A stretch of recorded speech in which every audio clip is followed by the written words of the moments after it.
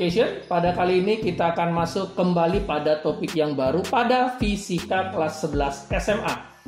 Topik kita kali ini adalah keseimbangan benda tegar. Saya ulangi, topik kita adalah keseimbangan benda tegar. Pada subtopik momen gaya dan titik tangkap. Oke, students, apa yang dimaksud dengan benda tegar? Kenapa terjadi momen gaya dan apa yang dimaksud dengan titik tangkap? Kita akan belajar bersama-sama bersama DNA.12 Education. Keseimbangan benda tegar bagian pertama. Yuk kita langsung saja ya, apa yang dimaksud dengan benda tegar? Oke, benda tegar artinya adalah suatu benda yang tidak mengalami perubahan bentuk ketika diberikan gaya luar. Saya ulangi, benda tegar adalah suatu benda yang tidak mengalami perubahan bentuk ketika diberikan gaya luar. Oke, students, misalkan ini adalah sebuah benda tegar, ya. Tentunya benda ini akan menerima gaya dari kiri, dari kanan, dari atas, dari bawah. Artinya benda ini akan menerima gaya dari sekelilingnya atau yang disebut dengan lingkungannya. Nah, gaya-gaya tersebut kita misalkan sebagai F1, F2, F3, dan F4. Nah, sudah, berarti di sini ada paling tidak 4 gaya yang kita gambar yang kita beri dalam simbol F1 sampai F4. Oke, jelas sampai sini ya. Saya ulangi, benda tegar ini menerima gaya dari lingkungannya. Jelas? Nah, penting kalian pahami ya. Benda ini yang menerima gaya-gaya dari lingkungannya ini, ya, gaya-gaya tersebut akan menimbulkan efek putar dari sebuah gaya terhadap sumbu putar. Saya ulangi ya. F1, F2, F3, dan F4 ini akan menimbulkan efek putar dari sebuah gaya terhadap suatu sumbu putar.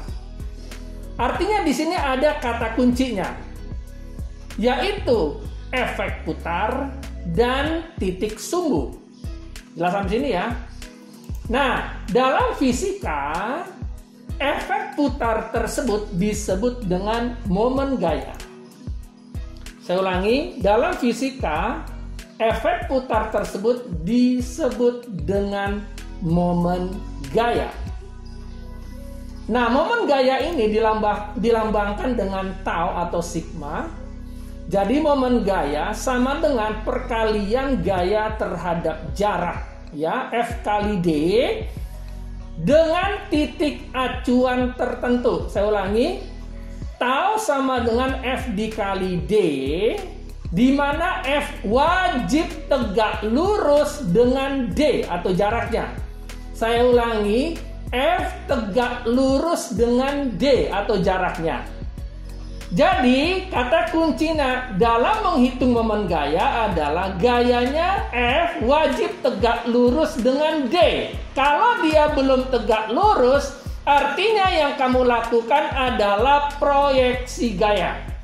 Saya ulangi, jika dia belum tegak lurus, yang kamu lakukan adalah proyeksi gaya.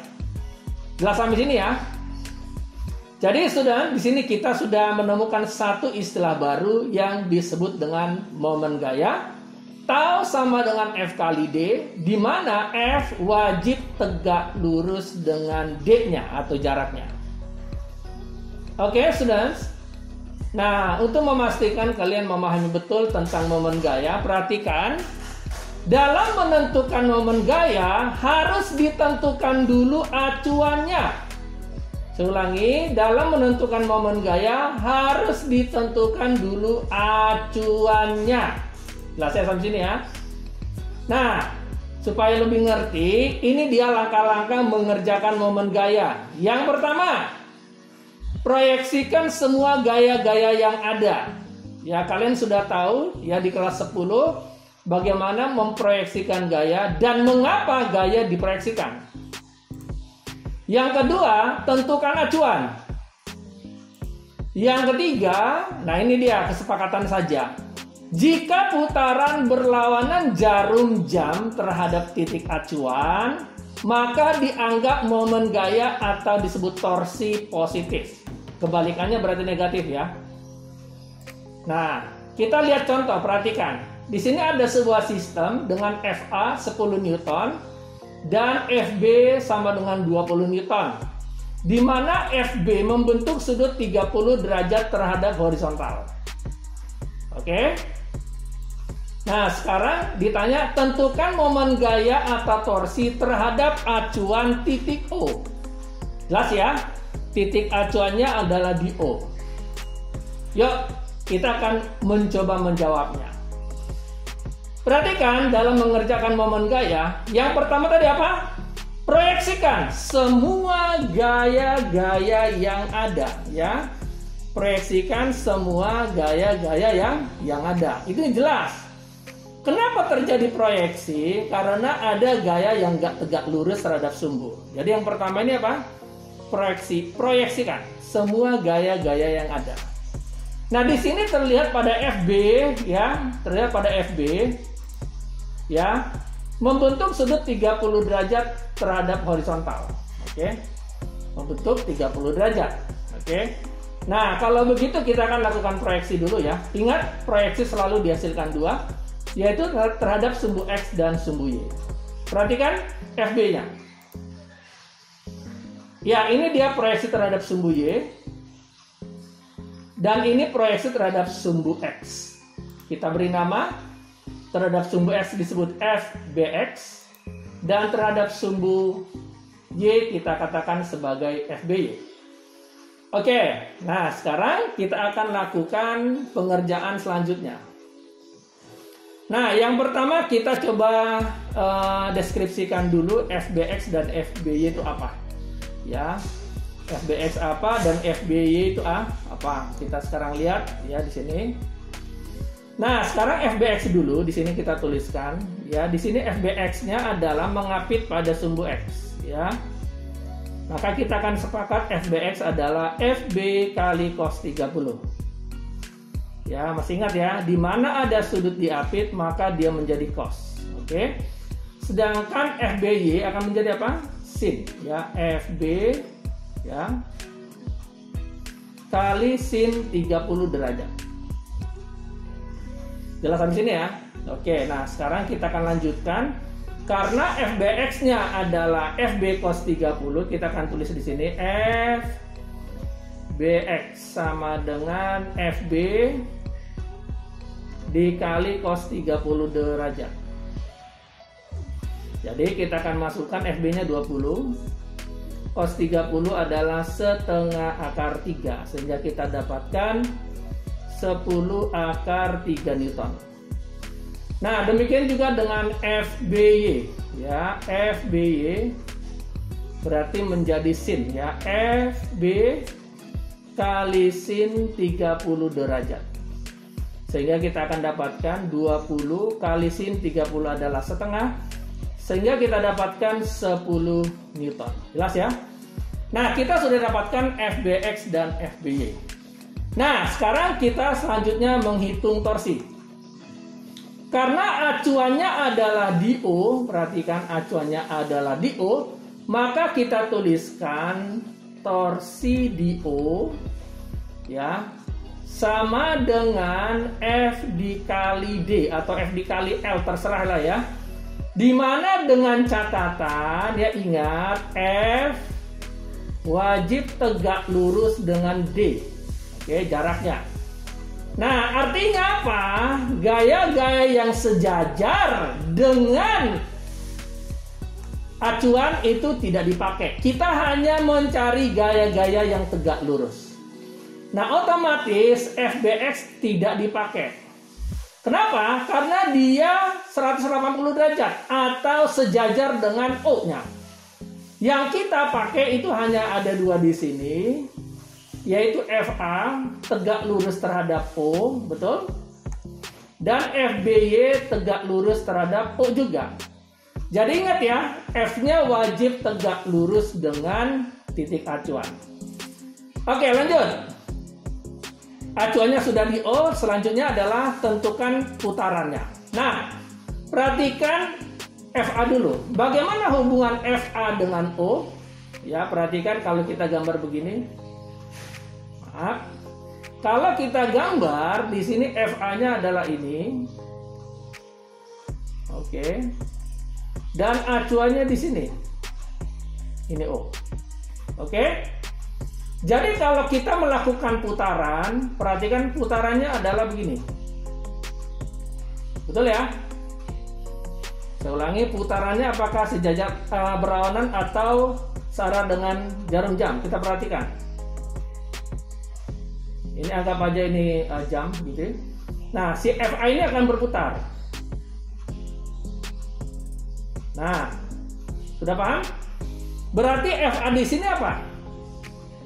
Searah dengan jarum jam. Oke, berarti dia negatif. Karena dia negatif, kita akan tuliskan di sini negatif FA dikali AO. Jarak terhadap acuannya adalah AO. Jelas sampai sini? Jelas ya? Oke, lanjut. Sekarang kita lanjutkan nih, ya. Kita lanjutkan bagaimana interaksi dengan FBY. Sekarang kita lihat interaksi FBY. Oke, kita lihat.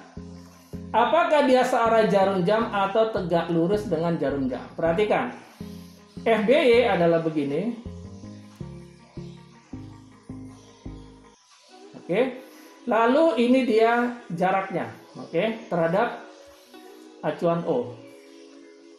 Nah, itu dia. Ini adalah O-nya. Oke. Nah, sekarang kita akan melakukan putaran. Apakah dia clockwise atau anti clockwise? Nah, perhatikan di situ. Kalau FBY diputar terhadap lengan D di sini, yaitu tegak lurus di sini ya. Kalau kita putar, ternyata FBY ini berlawanan jarum jam. Nah, karena berlawanan jarum jam, kita anggap tadi apa? Positif. Sehingga ditulis FBY dikali OB. Jelas sampai sini? Nah, kita lanjutkan sehingga apa? Torsi di O sama dengan, masukkan FA-nya, min 10 dikali AO 2 meter. Pastikan semua SI ya. Ditambah FBY. FBY tadi berapa? 10 ya. 10 kali OB 1. Sehingga kita dapat di sini adalah minus 20 ditambah 10. Jadi torsi di O-nya adalah min 10 Newton meter. Nah, itu dia torsi di O dengan titik acuan di O. Sudah jelas bagaimana menghitung torsi? Jadi saya ulangi sekali lagi, untuk menghitung torsi wajib dia F tegak lurus terhadap lengannya dengan titik acuan yang dimaksud. Jelas ya? Oke, kita lanjut. Selanjutnya adalah menentukan titik tangkap. Ya. Menentukan titik tangkap, perhatikan ini ada langkah-langkahnya. Yang pertama, cari resultan gaya pada sumbu Y atau kita bilang RY ya, RY. Yang kedua adalah tentukan posisi titik tangkap secara sembarang. Ya, di mana posisi resultan gaya RY ada di sini. Kita harus gambar di posisi titik tangkap ya. RY wajib digambar di posisi titik tangkap yang kita tentukan secara sembarang tadi. Yang ketiga adalah tentukan acuan torsi. Dan yang keempat, hitung dengan torsi sama dengan 0. Jadi hitung dengan torsi sama dengan 0. Nah, untuk memastikan kamu ini paham, perhatikan ya di sini. Kita akan lanjutkan. Perhatikan. Oke, dari sini. Saya hapus dulu nih biar jelas. Oke, nah perhatikan ya students ya. Nah, sekarang kita sudah menggambar gaya-gaya yang sudah kita proyeksikan ya. Nah, sekarang kita akan coba menentukan titik tangkapnya. Ya. Titik tangkapnya ya, kita perhatikan. Nah, yang pertama adalah apa? Ini dia. Cari resultan sumbu Y-nya. Kenapa hanya RY? Kenapa nggak RX? Karena ini satu dimensi, ya. Dan gayanya atas bawah. Jadi kita tidak bisa mencari RX di sini. Oke. Oke. Yang pertama kita cari dulu RY. RY adalah gaya atas dikurang gaya bawah mengikuti hukum Newton. Berarti FA ditambah FBY. Betul ya? FBS-nya dihitung. Ya. Karena dia sejajar dengan horizontal. Nah, FA ke atas, FBY juga ke atas. Jadi FA-nya tadi adalah 10 Newton, ya. Dan FBY kita sudah tadi cari berapa? 10 Newton, ya. Jadi kita dapatkan RY-nya adalah 20 Newton. Jelas sampai sini ya? Nah, lanjut ke langkah kedua, tentukan posisi tangkap. Nah, posisi tangkap kita tentukan secara sembarang. Anggap deh di sini. Nah, ini dia posisi tangkapnya. Oke. Lalu kita gambarkan RY-nya. Di mana RY-nya di sini adalah 20 Newton, berarti ke atas. Oke, jelas ya? Jelas ya, 20 Newton. Jadi di mana ada posisi tangkap kita gambarkan, kita tentukan. Nah, di situ RY-nya digambar. Oke. Anggap ini sebagai TX ya, sedangkan ini adalah RY-nya. Oke, RY-nya adalah 20 Newton. Jelas sampai sini ya? Nah, habis itu tentukan acuan torsi. Kita tentukan torsinya di A aja deh. Torsi di A. Oke. Sebenarnya di B juga bisa, terserah aja sih. Nah, saya menentukan torsinya di A. Hitung dengan torsi di A sama dengan 0 karena dia seimbang. Oke. Yuk, berarti kita akan hitung torsinya, ya. Yang pertama adalah FA. Ya. Acuannya di sini, perhatikan. Ya. Di sini sebagai acuan. Ya, di sini ya. Oke, perhatikan. Nah, kita tulis di situ berarti apa? FA dikali jarak terhadap titik acuan 0. Ngerti 0? Karena apa? Acuannya di A, gayanya di A, berarti nggak ada jarak dong, betul? Oke. Kemudian sekarang RY. Apakah RY tegak lurus terhadap A? Ya. Ya, tegak lurus. Nah, sekarang kita gambarkan RY-nya ke atas. Lalu acuan terhadap A di sini, tegak lurus ya. Nah, di sini dia A-nya. Nah, kalau kita putar, ya, putarannya adalah begini. Setuju? Berarti apa tuh? Berlawanan dengan jarum jam. Oke, berlawanan dengan jarum jam. Berarti karena dia berlawanan, maka berarti positif. Berarti ditambah ya. RY ya dikali TX. Oke, karena TX-nya kan segini tadi jaraknya, ya. Kita anggap tadi kan TX-nya di sini terhadap acuan A, kita anggap TX berarti RY dikali TX. Positif. Kemudian sekarang FBY. Ya. Bagaimana jarak FBY terhadap A?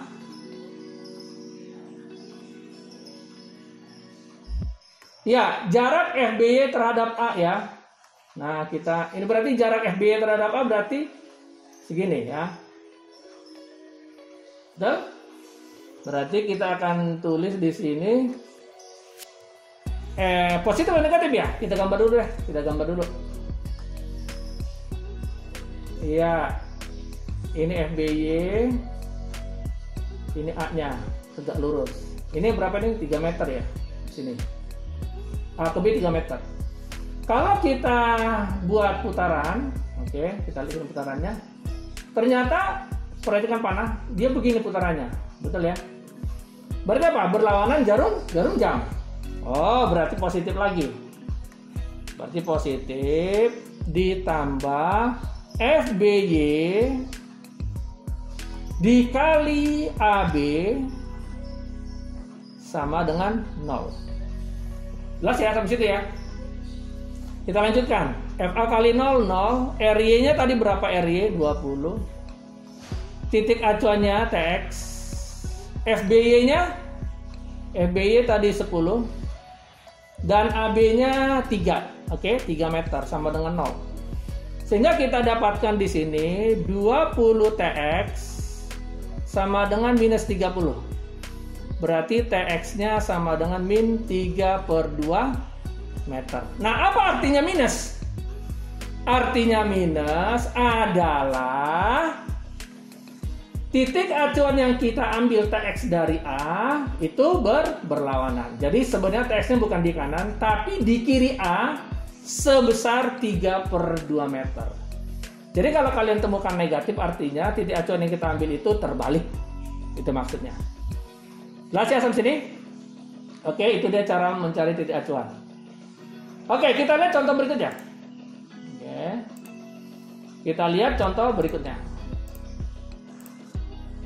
Nah, ini ada sebuah sistem. Nah, ada 3 gaya yang bekerja pada balok tersebut.